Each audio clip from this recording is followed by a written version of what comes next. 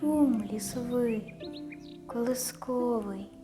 тихий шелест барвінковий, дзвін легкий з передзвоном, гомін тихий з відгомоном,